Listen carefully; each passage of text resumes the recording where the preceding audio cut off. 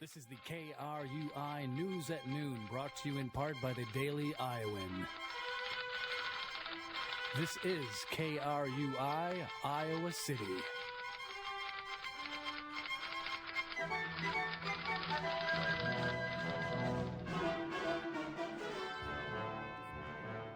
the headlines for this Thursday morning. Today marks a big anniversary for the state.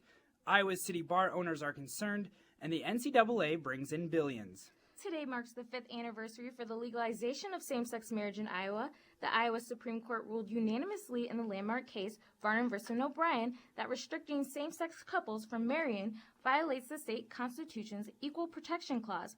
According to the Iowa Department of Public Health, an estimated 6,000 same-sex couples have married in Iowa since the verdict. In 2009, the Fort Hood massacre affected the lives of many Americans as well. Last night, another lockdown at Fort Hood, Texas was issued after gunfire broke out on base. Reportedly, a mentally ill soldier started the attack, and after the shooting, 4 people were found dead, and many others were sent to the hospital. The suspected shooter was one of the dead found at the scene. Bars are an essential part of the Iowa City's downtown district, but some bars are concerned about their communication with the city. In a forum held last night, bar owners met to discuss questions regarding new 21 ordinance rules and availability of bar check data. The businesses say clearing up communication now will allow them to better enforce new policies.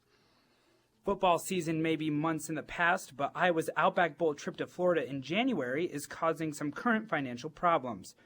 According to a university release, the expenses made during the bowl trip exceeded the Big Ten budget by $200,000.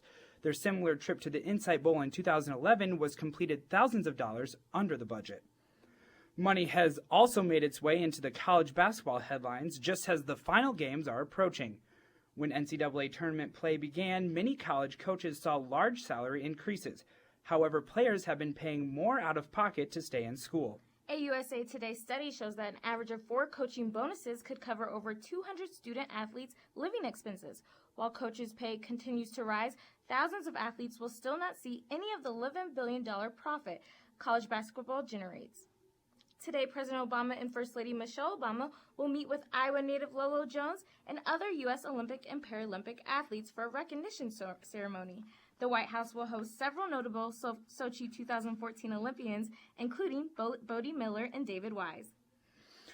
Prom season can be very dangerous for many high school students, but one risk they may not think of is cancer.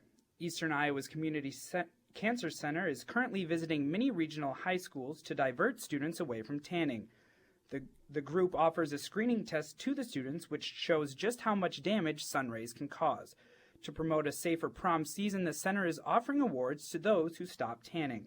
While prom goers will be actively tweeting, the U.S. government has also been active on social media.